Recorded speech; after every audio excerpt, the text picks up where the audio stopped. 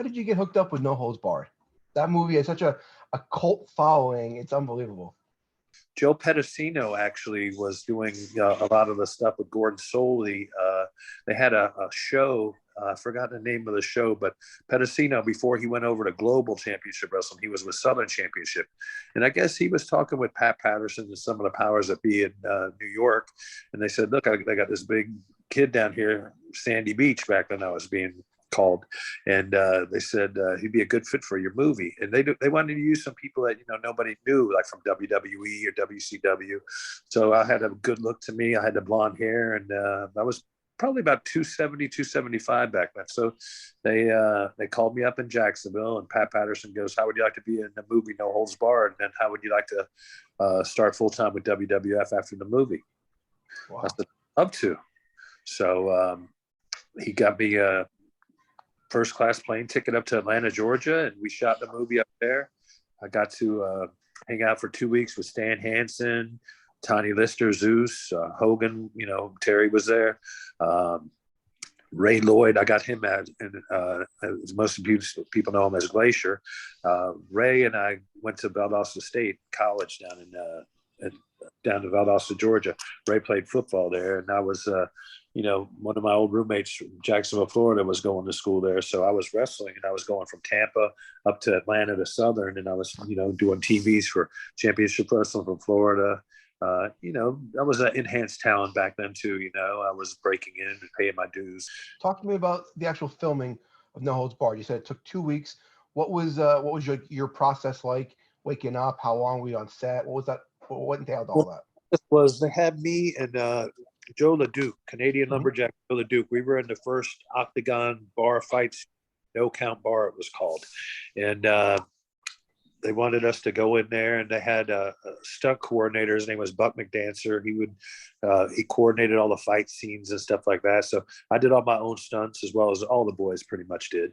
And they went in there and we had a little match, pretty much, we beat the crap out of each other. That was all brawling, it wasn't like UFC or nothing like that. It was just, like bare knuckle fighting, you're in the ring, you're beating the crap out of each other. And, whoever lives through it, gets to fight another day, and every week it was called the Battle of Tough Guys, and then that's when Zeus came in after Stan Hansen, beat Joe LeDuc, and Zeus came in and beat Stan Hansen. And then, then he was challenging, Hogan all the time, Rip, that was his character in the movie.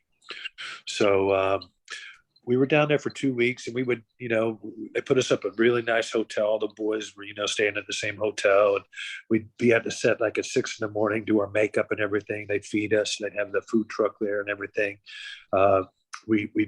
It was long days. I mean, we were there from like 6 a.m. to 6, 7, 8 o'clock at night, but they would feed us. They treated us well. We would go to the gym and work out afterwards. On the weekends, they gave us off Saturdays and Sundays, we just shot like Monday through Friday. But, it only took us, after we came up with our scene, it only took us a couple of days to, lock it down. Our scene was pretty quick. We didn't have too many, retakes and stuff. So it worked out good for us.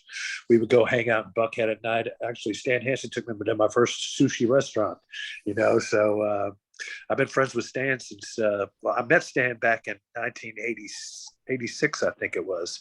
He came and did a couple of shots down in Florida and stuff. And then when I was up in Atlanta, I met him up there. I guess he was hanging out with Bruiser Brody in Atlanta, when Brody was working for Southern and stuff, or he was going to come in and do a shot there, but he never worked for Southern, I don't think, with Jerry Blackwell, or they were going to bring him in. But anyway, I met him, back then before I went, did No Holds Barred, and then he remembered me, and we hung out the whole set. We became really good friends.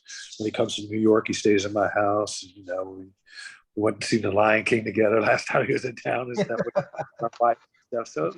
So it's good to make those relationships. Ray Lloyd comes up here, hangs out with me. I go and see him down in Florida. How was Hogan on the set, and how was Zeus?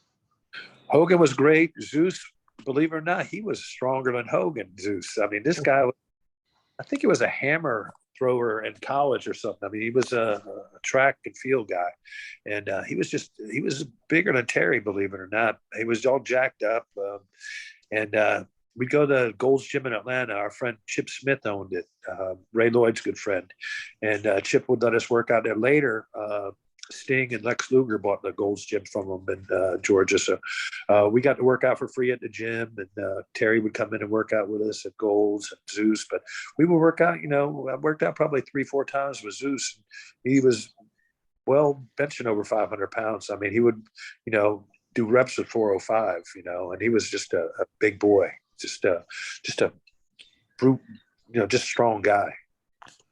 I mean, Hogan would work out a lot, Stan, Ray. So when we weren't, on set, we'd be working out or we'd be going to restaurants together. We would all hang out. So it was a lot of good camaraderie there, and we all looked out for each other. Back then it wasn't like any egos or anything like that. We knew we had a job to do and we wanted to put the best product out there.